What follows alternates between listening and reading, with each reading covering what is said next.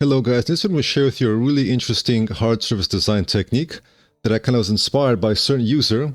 So this user left this comment. I use a similar technique, or the exact technique actually.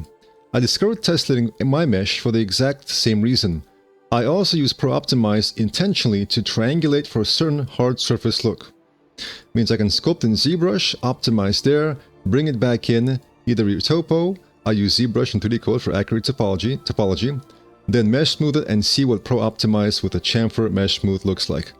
And sometimes, more often than not, the triangulation itself gives a puncher, modern, sub-D look more in line with modern hard surfacing and future tech looking. So in ZBrush, I was making this little thing right here. And, I was just experimenting with some hard surface shapes, just a little bit of H polish, moving around, and a little bit of a knife tool here, or Damon Standard. And so then I decided to make a duplicate of this. In fact, let me go ahead and delete this. So right now it doesn't look too hot. It looks kind of simple. You would need to go ahead and retopologize this and continue refining this. But here's what you do, guys. You go ahead and you duplicate this. And then what you do, you open up this little sidebar here. And then you can go into the Z plugins and drag in, for example, this right here to the left. Right here, you open up the decimation master. You click on pre-process the current. Give it a few seconds here. Then you click on, by default, it's set to 20%. So you click on decimate current.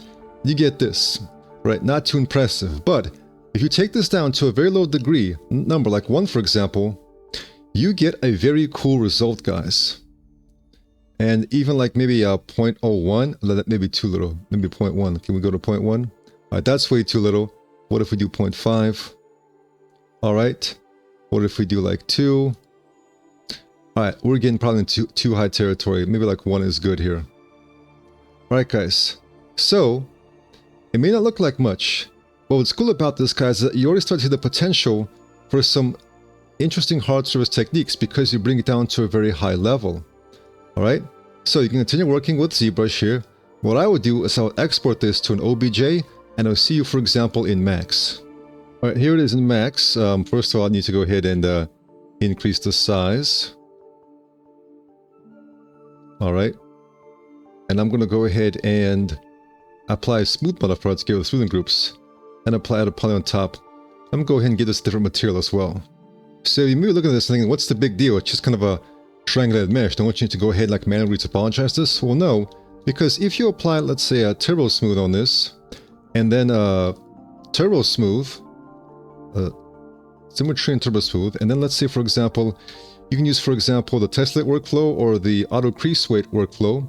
Let's go ahead and show you both. So I'll go ahead and apply tessellate.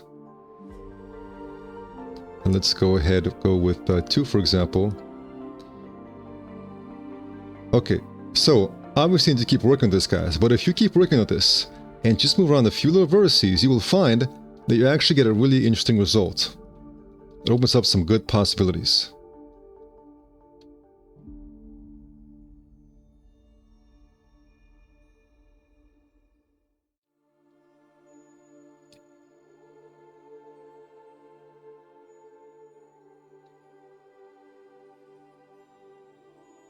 Sometimes we need to remove some vertices here as well, or edges.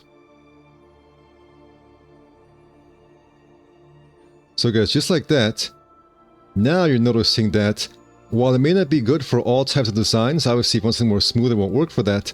But if you want a nice little interesting triangular hard surface mesh, guys, this can actually work surprisingly well.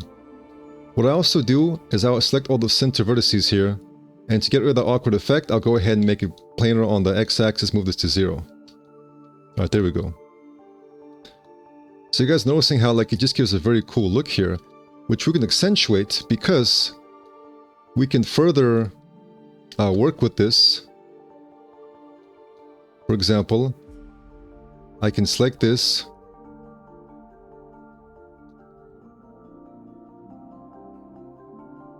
hold down shift to convert to the border edges, and then do a little bit of a chamfer here.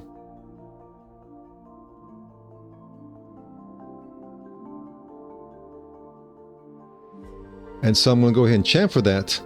And then I'm going to go ahead and select this, for example, and then push that inwards a bit. The reason it's happening, guys, if I forgot to reset the X form, but you guys are noticing really cool panel effects when you get this. All right? And so you can even go ahead and take this into plasticity later to add even crazier detail. All right? Let me go ahead and get a few more panels in here. Actually, what I'll do, guys, I'll go ahead and cut this. I'll go ahead and reset the X form. That'll make it much easier. And I'll paste those modifiers right back here.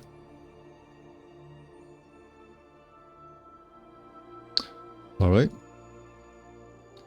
I can also just select this, for example, and already, detach this clone. And if I want this to be animated, for example, I could, for example, close this up, cap this, maybe do a make planar or something like here.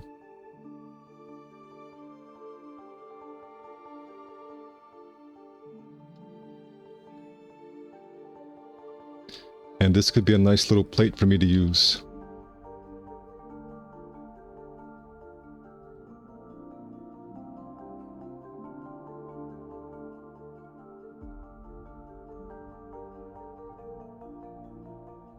So you guys can see, it's just a very fun design technique, guys.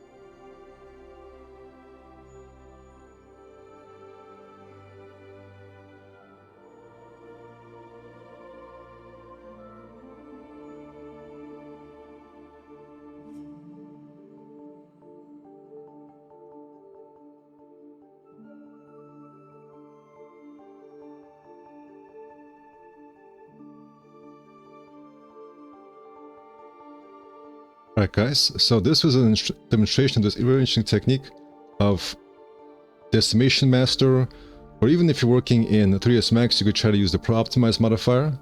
You know, if I were to take a look at that real quick, let's say I create a sphere here, and let's say I just kind of move this out right here, and just kind of create kind of a blobby mess there. Let's say I mesh smooth that. All right, let's say I apply Pro Optimize.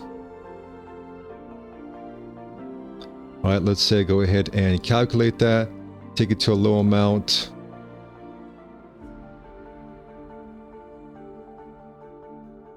All right, I guess we can get, we can get a similar workflow there as well. I guess I'll move this to the right here. All right, so already guys, you can see some really cool potential for shapes. So if you want to stay local here in 3ds Max, you get a very similar workflow as well.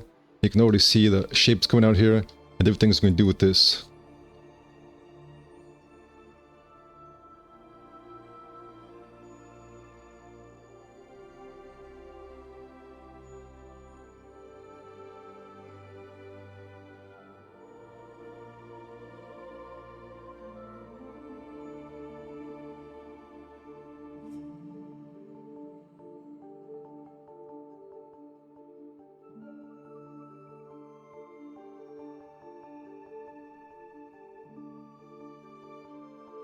So as you can see guys, really cool potential for interesting shapes here.